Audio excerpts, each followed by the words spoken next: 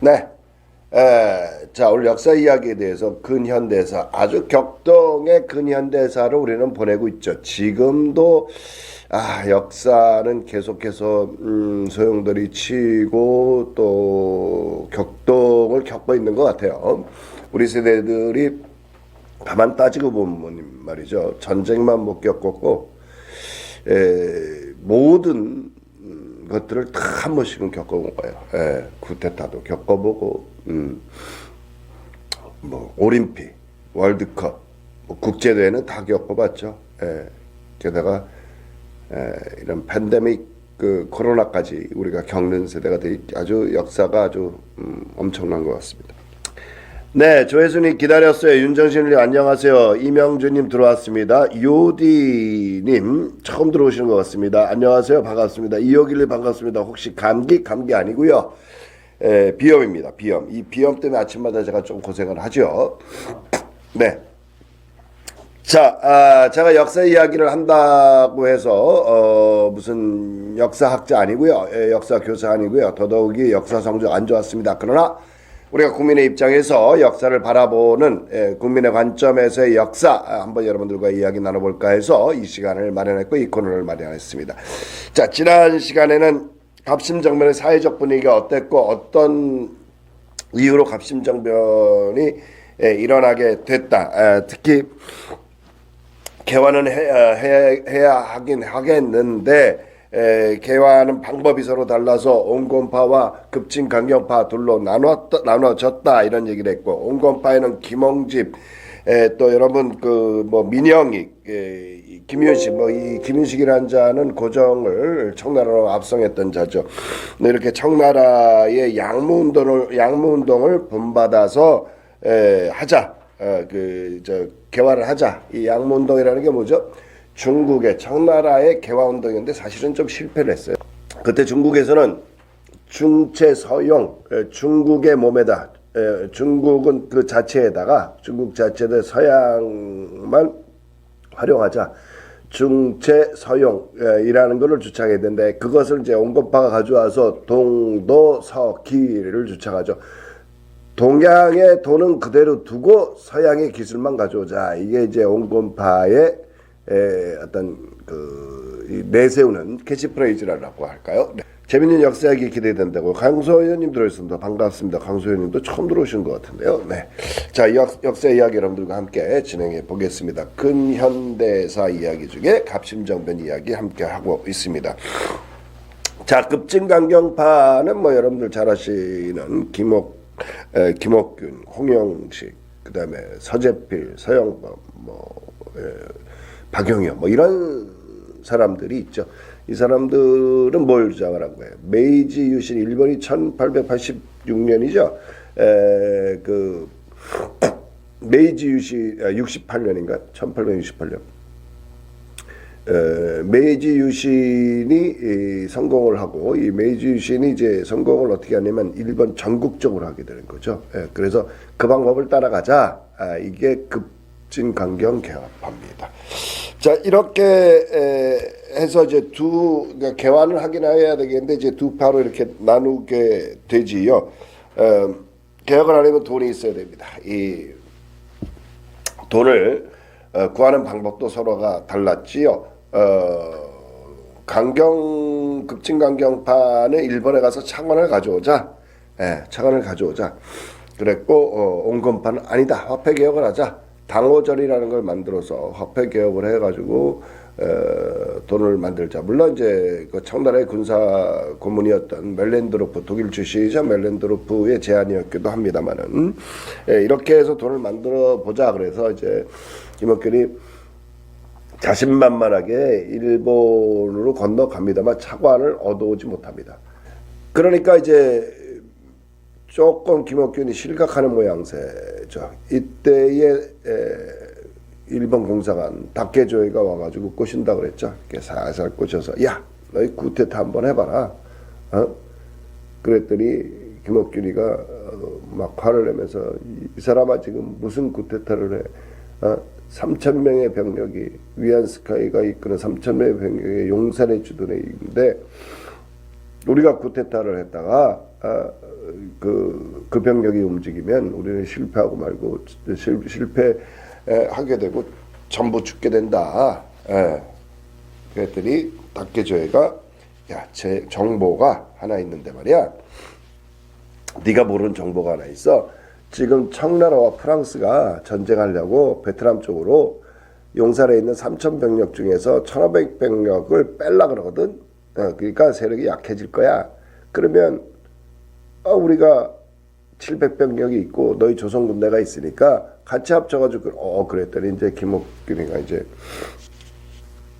야 이거 승산이 있겠는걸. 그래서 동생들을 불러 모읍니다. 그게 홍영식, 박용효, 또 박영교, 그리고 또 누굽니까? 서재필, 서광범, 뭐 이런 사람들이 이제 들어오는 거죠. 그래서 이제 결사를 하기로 합니다. 근데 이때에 홍영식이 우정국의 저희 말하면 국장이에요. 그러니까 우정국의 최고의 수장인데 우정국이 아직 그러니까 개국을 하지 않았잖아요. 이제 우정국 개국하는 날이 12월 그러니까 1884년 12월 4일이에요. 이 날을 기해서 우리가 온건파를 다 초청하고 우리가 이제 처단해야 될 사람을 전부 다 초청한 다음에 그리고 불을 지르자. 그래서 죽여버려서 우리가 정권을 탈취하자. 정권을 거머쥐자. 이렇게 계획을 세웠던 겁니다. 네. 우정국이 이제 개국 축하 파티 연에 이제 사람들이 초청이 됐고 그 개국 축하 파티 연에서 이제 불을 질러가지고 이제 막 이렇게 쿠데타를 하려고 합니다. 7시쯤 열립니다. 저녁에.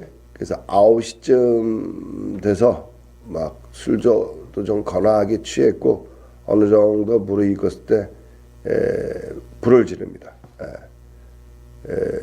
우정국 그 자체에다가 뭐 불도 지릅니다. 거기에 그 화재는 그래도 좀 미비했고 주위에 불을 질러서 사람들이 막 뛰쳐나오게 하죠. 거기에 이제 서재필은 그때 당시에 상한생도들 그러니까 뭐냐면 젊은 군인들을 이끌고 가는 리더였어요. 그래서 이제 거기에다가 이제 이렇게 쭉 포진을 시켜놓고 나오는 대로 죽여버렸죠. 그래서 어느 정도 정리가 됐다고 생각했을 때 김옥균이 그때 창경궁으로 들어갔죠. 창덕궁으로. 그때 이제 우리의 고종과 민비가 덕수궁에 있지 않고 창덕궁에서 기거를 하고 있었습니다. 창덕궁에서 기거를 하고 있는데 거기에 거기를 가가지고 이제 큰일 났습니다. 청나라가 우리를 전부 다 식민지하고 먹으려고 청나라가 병력이 이쪽으로 쳐들어오고 있습니다. 빨리 피하셔야 됩니다. 그리고 저희가 모시겠습니다. 그랬는데 아니 민비가 내가 너를 어찌 믿느냐. 청나라가 그럴 리 없다. 자, 김옥균이 용의주도하죠. 그런 말이 나올까봐 무수리한테 내가 들어가서 5분 내에 나오지 않으면 주위에 폭약을 좀 터뜨려라. 그래서 5분 내에 나오지 않자 그냥 그 주위에서 폭탄이 막 터집니다. 그러니까 이거 진짜 청나라가 쳐들어오고 있네? 라는 분위기를 조성한 거죠. 그래서 부랴부랴 김옥균을 따라서 나옵니다. 그래서 이제 어디에 가냐면 경호궁이라는 데로 가는데 이 경호궁은 이 창덕궁에서 우리가 정권을 그러니까 왕과 왕비를 보호하기에는 너무 크죠. 그러니까 경호궁이라고 하는 조그만 처소에 이 왕과 왕비를 모셔서 고기만 이게 경비하고 하면 되니까 자 이렇게 해서 그 쿠데타가 성공하는 듯 했습니다. 그 다음날 아침이 밝았습니다. 그게 이제 고종과 민비를 경호궁에 가둔 거죠. 가둔 그 시간이 이제 11시였으니까 11시에 찾아왔으니까 좀 이제 자정에 가까운 시간이 아니겠습니까? 그 아침이 밝았습니다. 그래서 신려 대신들이 다 모였죠. 모였는데 거기서 나머지의 소위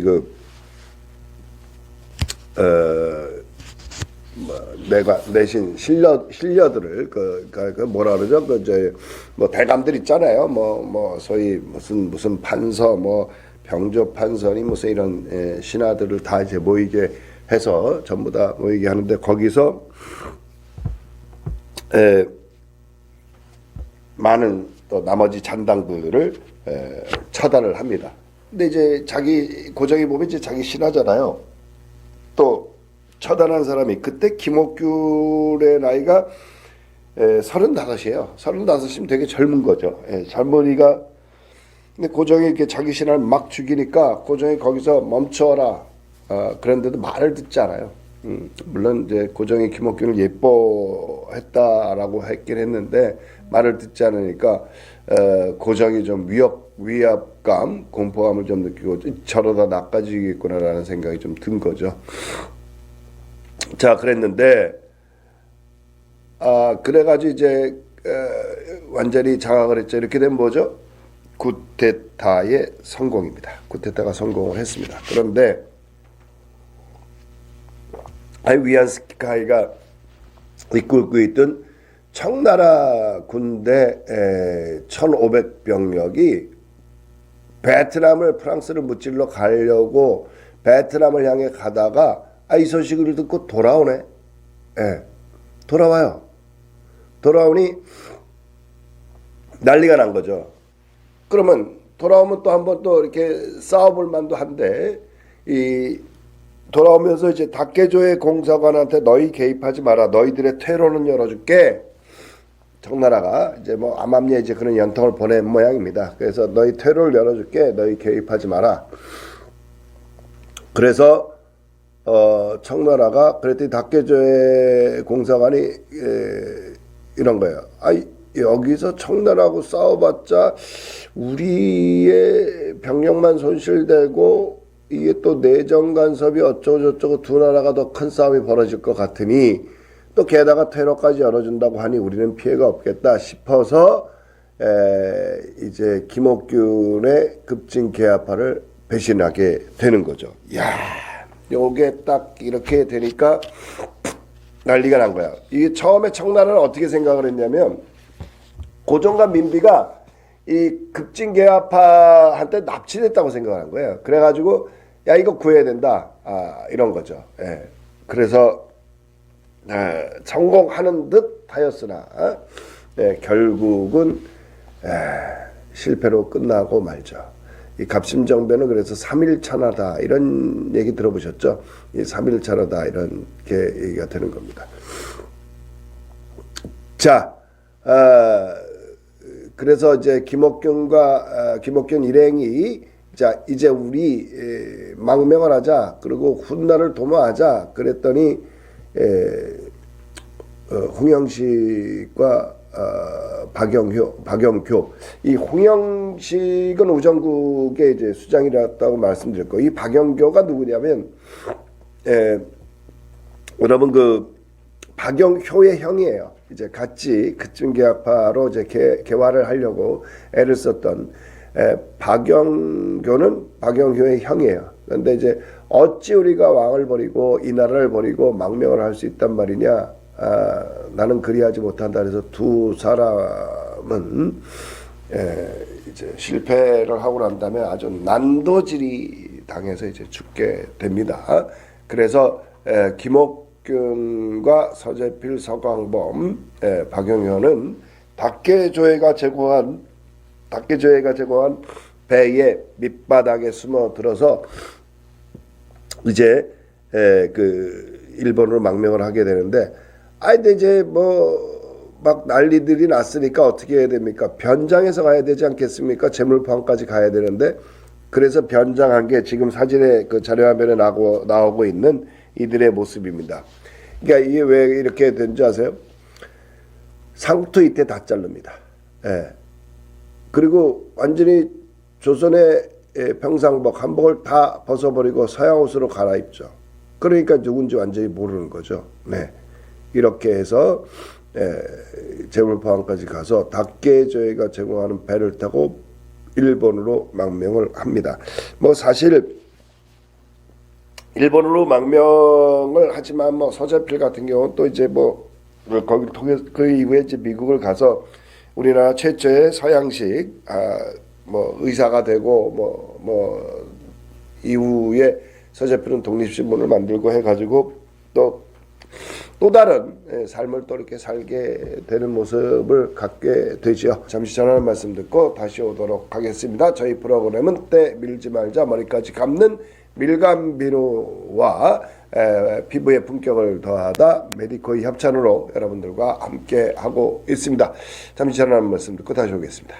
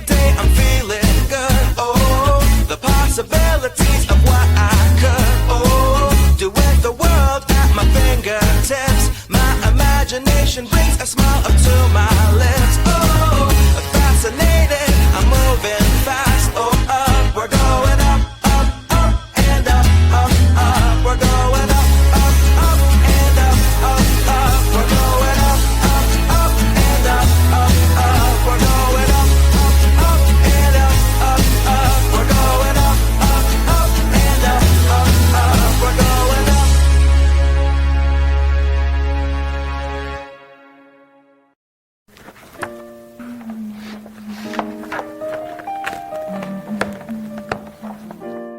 촉촉하고 안기는 느낌? 제 피부가 주인을 만났어요. You're so beautiful, you're so beautiful.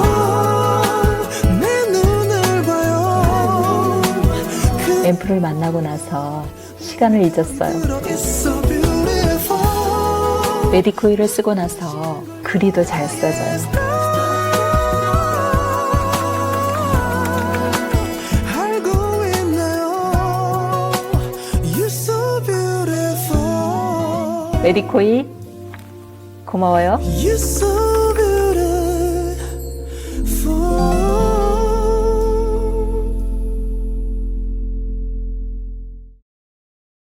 자, 이렇게 해서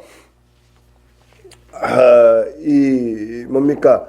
이 구테타는 그렇게 해서 이제 실패를 하지만 이 젊은이들이 만든 뭐랄까요? 이 14개의 조각이 있습니다. 이것이 상당히 참 마음에 드는 게 많이 있죠. 1조 뭡니까? 청나라에 끌려가 흥선대원군을 다시 데리고 오자. 그리고 조공을 바쳤던 허례를 폐지한다. 청나라에 아주 훌륭한 조항이라고 생각합니다. 자주국이라는 것을 만천에 고하는 조항 아니겠어요? 자, 그랬더니 아니 흥선대원군은 아시다시피 쇄국 정치를 한 거잖아요. 이 쇄국 정치를 했는데 왜 개화를 하려고 하는데 흥선대원군을 다시 데려오냐? 그래서 많은 사람이 반대를 하는데 그때 김옥균이 무슨 소리냐?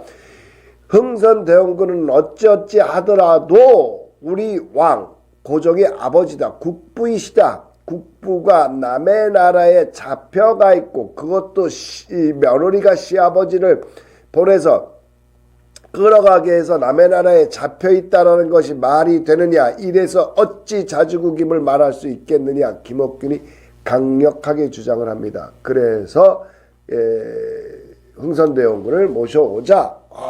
요거 괜찮죠? 괜찮은 것 같아. 근데 김옥균이 주장을 해서 더 괜찮은 거야. 왜? 김옥균은 안동김 씨잖아.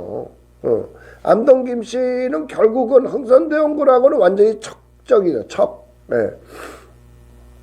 그런데 안동김 씨가 안동김 씨인 김옥균이가 그렇게 강력하게 얘기를 하니까 뭐 나름대로 일리가 있는 거죠. 네.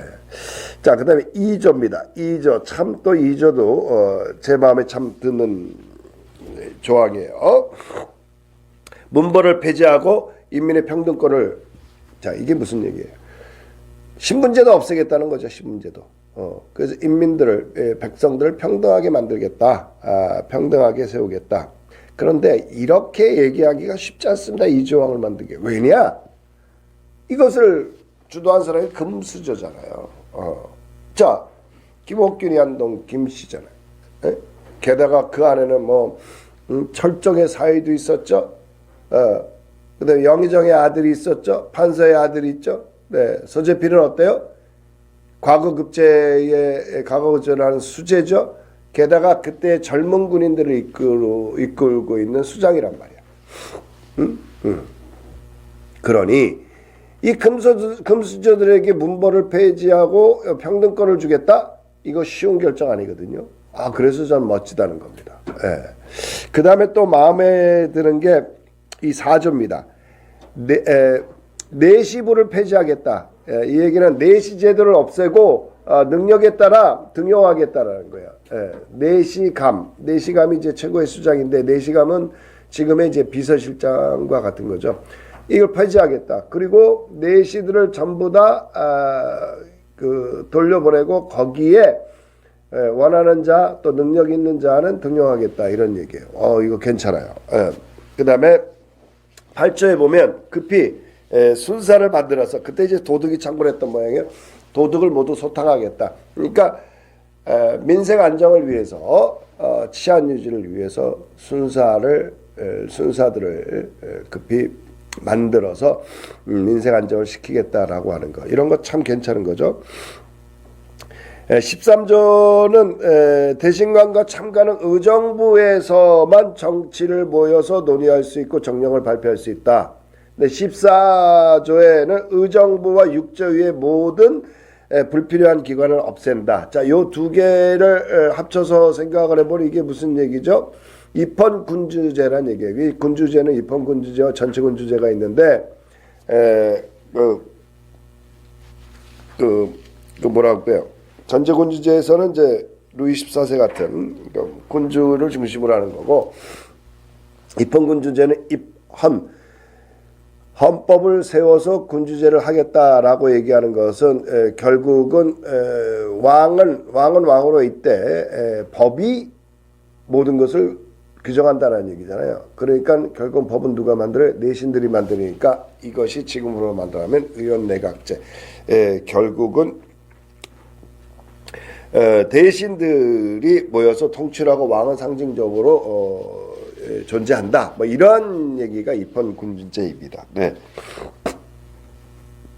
야, 이제 잘 들린다고요? 네, 고맙습니다. 네. 이렇게 해가지고 이런 조항을 만들었는데 결국은 안타깝게도 실패하고 말죠. 위안스카이가 이끄는 3천 병력이 다시 이제 장덕궁을 향해서 들어오니 이게 그때는 이제 청나라가 야 이거 민비와 고종이 납치를 당했구나 괴한으로부터 그렇게 인식을 했다 그래요. 그래서 이제 그거를 야 이러면 안 되지. 그래서 이제 위안스카이가 그때 당시에 24살인데 와가지고 또 이제 처음에는 청나라가 일본군과 조선군들이 합작하여서 쿠데타를 일으켰구나. 그래서 이제 이렇게 청나라가 다시 이제 베트남으로 가는 군대를 돌려서 또 이 쿠데타는 실패가 되게 됩니다. 그래서 이제 그 젊은이들이 닭계저희가 제공하는 배를 타고 이제 일본으로 망명을 하게 되는 거죠. 이때에 온건파에 있던 민영이기가 33방의 칼을 맞고 거의 죽을 지경에 있습니다. 이제 그러니까 민비의 조카죠. 민승호의 아들인데 민승호 그 조카. 민승호도 의붓오빠니까 사실 친족하는 친질은 아닙니다. 그러나 이제 조카처럼 해서 이제 잘 키웠잖아요. 잘 또 좋은 자리에도 등용하고 이렇게 했는데 이게 급진강경파에 의해서 칼이 난도질되어 가지고 33방을 맞고 거의 죽을 지경에 있으니까 난리가 난 겁니다. 민비가 내 조카 살려내라, 내 조카를 살릴 자가 없느냐. 그랬더니 그때 선교사로 들어와 있던 알렌 박사가 제가 한번 고쳐보겠습니다. 그러죠. 그 진짜 고쳐서 살려냅니다. 그러니 얼마나 또 민비는 기뻤겠습니까? 알렌 너의 소원이 무엇이냐? 내가 너의 소원을 들어주겠다. 그랬더니 이 알렌이 조선에 서양시 병원을 하나 세우고 싶습니다. 그래서 내려준 게 광해원. 이 광해원이 나중에 제중어로 바뀌면서 세브란스라고 하는 사람이 서양식의 병원을 만드는데 많은 돈을 기부를 하죠. 그래서 이름이 세브란스 병원으로 바뀌게 됩니다.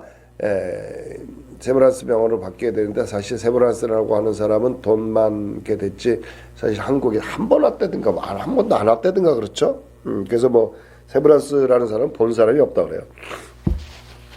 뭐 좌우지간 어떻게 됐든 그래서 연희 전문과 세브란스가 합쳐서 연희 전문에 뭐 여러분 잘 아시는 윤동주 시인이 다녔던 그 연희 전문의 그 연자와 세브란스의 세자를 따서 연세대학교가 탄생을 하게 되지요. 연희 전문은 단과대학, 세브란스는 의대. 그래서 의대가 흡수돼서 종합대학으로 이렇게 연세대학교가 탄생을 하게 되는 과정입니다. 근데 알렌이 뭐 우리나라한테 뭐 선교사로 들어와서 잘한 것도 많아요. 뭐 많이 도와주기도 하고 뭐 현대식 의술을 우리나라에 전파도 했고 참 뭐 한 거 많죠. 그런데 또 못된 짓도 많이 했어요. 사실은 스파이 짓을 했죠. 우리나라의 첩자. 그래서 우리나라의 정보와 이권을 미국에 많이 넘겨준 사실은 좀 이런 것들은 잘 모르죠. 정권은 자기 정권의 입맛에 맞게 모든 것을 평가하기 때문에 좋은 것들만 갖다 쓰려고 하니까 그래서 이런 것들만 모아가지고 소위 비하인드 스토리, 야사라고 하죠. 이러한 이야기들을 우리가 나오지 않는 이야기들, 역사에 나오지 않는 그러나 팩트인 것들 이런 것들을 좀 모아가지고 여러분들께 한번 전달하는 시간을 한번 가져보도록 하겠습니다. 자, 이렇게 해가지고 우리의 그 신식 병원이 이제 탄생을 하게 되죠. 자, 홍영식과 또 박영효의 형인 박영교는 이제 난도질을 당해서 이제 죽었다는 얘기를 했죠. 자, 이제 갑심정변이 이렇게 해서 좀 실패로 끝나게 됩니다. 1884년 12월 4일에 일어나서 12월 6일 새벽에 끝났으니까 뭐 완전한 3일은 아닙니다만 날짜로 봤을 때 3일이죠. 그 3일천하라고 하는 이름도 붙여졌던 이 갑심정변. 자, 당시 엄밀히 얘기하면 우리는 청해 속방이었습니다. 서울 항복판에 중국 군대가 들어와 있으면 누구라도 반대를 하겠죠. 중국군이 점령하고 있으면 뭐 친중 친일 할 수 없죠. 저라도 이것은 반대했을 겁니다. 사실은 우리는 용일 용미 용중해야 됩니다. 이게 무슨 얘기냐면 미국을 배척할 수도 없고 일본을 배척할 수도 없고 중국을 척질 수도 없습니다. 그러니까 무슨 얘기냐면 용미해야 된다라는 거는 활용해야죠. 미국을 활용하고 일본을 활용하고 중국을 활용해서 저는 친미 친일이다 이런 얘기보다는 미국과 일본과 중국을 활용할 수 있는 우리가 이 지정학적 위치로 삼국의 강대국에 항상 치여 살았잖아요. 그러니까 이제는 우리가 힘도 있고 그러니 그들도 좋고 우리들을 좋게 할 수 있는 잘 활용할 수 있는 그래서 그 친일보다는 용일, 용미, 용중하자. 이걸 저는 한번 그 주장하고 싶습니다. 자, 실패한 원인을 좀 살펴봐야 될 필요가 있습니다. 국민들의 백성들의 지지를 얻기에는 이들이 너무 어렸어요. 박영효가 그때 김옥균이 33살, 그 다음에 제일 맏형이죠. 홍영식이 30살, 박영효가 25살, 서광범이 23살, 서재필이 20살이에요. 지금 한번 20살의 애들 한번 보세요. 애들 아니에요, 애들. 예? 여러분들 자녀들이 20살일 때 한번 생각을 해보면 그 나이에 있는 나라를 구하겠다고 나선 거예요. 아, 멋지죠, 멋져. 그러나 너무 어리니 이 어린 것들한테 나라를 맡길 수 있느냐라고 하는 국민적 지지를 얻지 못했다는 겁니다. 예. 글쎄 서재필은 20살 나이에 병조판서의 직을 맡게 돼요. 물론 3일간 맡았습니다만. 병조판서가 뭐예요? 네? 병조판서 국방부 장관 아니에요?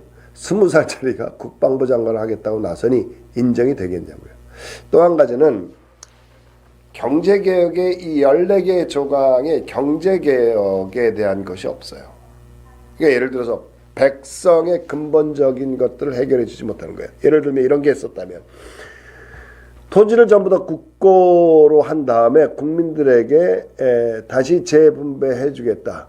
그리고 이것을 가지고 너희들이 경작하고 농작해서 살아가라. 그 국민들은 엄청난 지지를 얻었을 겁니다. 그렇다면 그런 게 없었다는 거예요. 농민들을 위한 조강이 없었다. 자, 이것이 실패의 원인이 되지 않았나 저는 이렇게 생각을 하게 됩니다.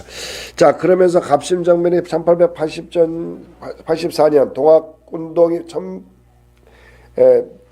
1894년 이 10년간의 민비의 정권을 완전히 조선을 다 망쳐놓습니다. 그 이후에 청나라와 일본은 이토 히로부미가 그 청나라의 이용장을 만나서 텐진 조약을 체결하죠. 이 텐진 조약은 상당히 우리나라에서는 중요한 조약입니다. 우리나라 조선의 군대가 조선 땅에 있다, 두 나라의 군대가 있다 보니 자, 이때 텐진 조약을 통해서 두 나라 다 조선 땅으로부터 철병하자. 여기까지는 좋았죠. 그런데 또 이 나라가 어떤 일이 있을지 모르니 군대가 개입할 때는 동시에 군대가 공동 개입한다. 이게 공동 파병권이 여기 들어가는 거예요. 자, 그래서 동학농민운동이 일어나니까 어떻게 됐어요? 다시 이제 개입을 하게 된 거죠. 그래서 청나라 일본 군대가 다시 또 이 나라에 들어와서 우리 동학농민운동을 하는 많은 사람들을 또 잡아 죽이고 뭐 난리를 친 겁니다. 이때도 동학농민운동이 일어나니까 또 민비는 그런 거야. 아유, 청나라 오빠한테 또 이제 부탁을 하는 거죠. 아, 나 좀 또 들어와서 살려줘. 좀 살려줘. 오빠 나 지금 또 죽게 생겼어. 농민들이 쳐들어와. 그렇게 해서 또 이제 평정을 하려고 하죠. 그러니까 어떻게 돼요? 텐진 조약에 의해서 일본도 동시에 들어오게 됩니다. 이렇게 되니까 이 나라에서 청일 전쟁이 일어나게 되는 것이죠. 남의 나라에서 이 조선의 나라에 들어와 가지고 두 나라가 싸운 건데 민비는 결국은 뭐냐면 청나라와 일본한테 야, 너희들 우리나라에 들어와서 싸워라고 전쟁터를 내준 꼴이 된 거예요. 그게 처음에 그 아산에서 처음에 붙죠. 아산에서 처음에 붙어서 뭐 공주, 대전, 충주, 서울, 평양, 신의주 전국에서 청일전쟁이 일어나가지고 결국 일본이 승리하게 되는데 그동안에 일본이 10년 동안 힘을 키웠죠. 그래서 이제 일본이 승리를 하게 되는데 그렇게 해서 죄송합니다. 김 감독님 좀 문 좀 꽉 좀 닫아 주시겠어요? 밖에서 뭘 하나 봐요. 그렇게 해서 청일전쟁은 일본의 승리로 돌아가게 됩니다. 참 이 나라 한심하지 않아요? 참 남의 나라 전쟁터로 내줘. 이 민비가 한 짓이에요. 자, 민비는 일본 낭인들로부터 준 것 뒤에는 잘한 짓이 하나도 없다 라고 얘기를 제가 하는 이유가 이런 데 있습니다. 자, 오늘은 갑심정변을 통해서 텐신조약까지 그리고 청일전쟁이 일어나는 것까지 여러분들과 함께 알아봤습니다. 오늘 방송이 중간에 마이크가 꺼져가지고 다시 하는 바람에 1시간이 넘게 했네요. 비염, 임동구 박사님 비염에 대한 거 좋은 약 주신다고 그랬으니까 꼭 주시고요. 오늘 선물은요, 듀오디라고 하시는 분, 듀오디님하고 강소연님, 박흥수님께 선물 드리겠습니다. 이분들은 제 메신저에 주소, 전화번호 그리고 그 연락 성함 남겨주시기 바랍니다. 실버테크놀로지 은나노치아 밀감비누 보내드리도록 하겠습니다. 함께해 주신 여러분들 대단히 고맙습니다. 민비에 대한 생각이 달라지네요. 조혜숙님. 맞습니다. 조혜숙님, 우리가 좀 함께 이 역사에 대해서 생각을 해봐야 될 것 같습니다. 조혜숙님, 우리가 민비에 대한 것을 다시 한번 평가 내릴 필요가 있고요. 정확히 할 필요가 있어요. 사람들은 민비를 명성황후라 그래가지고 상당히 칭송하곤 하는데, 명성황후라 해도 좋습니다. 좋아요. 그러나 민비가 한 일에 대해서는 정확히 우리가 한번 알고는 넘어가야 되지 않느냐, 잘못 가려진 것들이 너무 많지 않느냐, 이런 뜻에서 여러분들과 함께 이야기를 나눠봤습니다. 자, 월요일은 한국의 근현대사에 대해서 알아보는 시간으로 마련하죠. 자, 오늘 이 시간은 갑심정변과 청일전쟁이 일어나기까지를 여러분들과 함께 살펴봤습니다. 함께해 주신 여러분들 대단히 고맙고요. 내일은요, RGO의 대표죠, 박은수 대표께서 나오셔서 키워드 블록 도메인을 가지고 키워드 광고를 돈을 하나도 안 들이고 할 수 있는 방법을 가르쳐 드립니다. 또 내일 참가하시는 모든 분들께는요, 또 도메인을 하나로 선물을 해드린다고 그러죠. 내일 모두 11시 30분에 함께 해주셔서 정말 이 도메인으로 광고하는 방법 여러분들 전부 다 팁을 얻어가시기 바라겠습니다. 내일은 안지호 소식으로 여러분들과 함께하는 날입니다. 함께해 주신 여러분들 대단히 고맙습니다. 저는 내일 11시 30분에 다시 만나겠습니다. 감사합니다. 안녕.